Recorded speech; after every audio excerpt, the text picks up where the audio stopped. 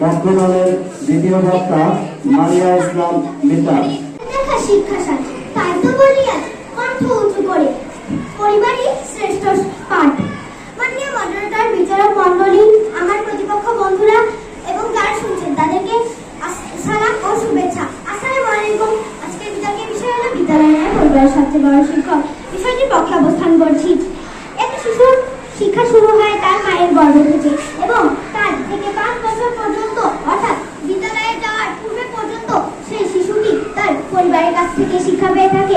একটি শিশুকে বিদ্যালয়ে ভর্তি করার পরেও তার পারিবারিক শিক্ষা চলমান।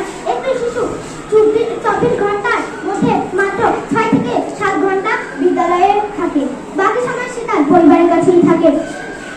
এছাড়াও 365 দিনের মধ্যে 180 দিন শিশুটি বিদ্যালয়ে থাকে এবং শিশুটি যতই বিদ্যালয়ে জ্ঞান লাভ করুক না কেন, পারিবারিক শিক্ষাই আসল শিক্ষা।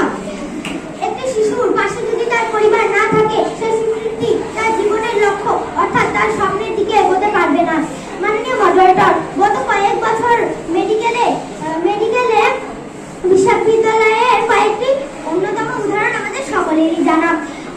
এই উদাহরণগুলোর মধ্যে অনেক শিক্ষার্থীর বাবা রিক্সা চালক, ফেরিওয়ালা, দিনমজুর, কারো মা কাজের বুয়া।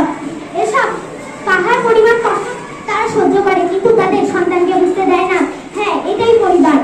মাননীয় মডারেটর, আমরা বলছি না যে বিদ্যালয়ে কোনো জ্ঞান অর্জন করা যায় না, আমরা বলছি বিদ্যালয় নয়, পরিবারের সবচেয়ে বড় শিক্ষক।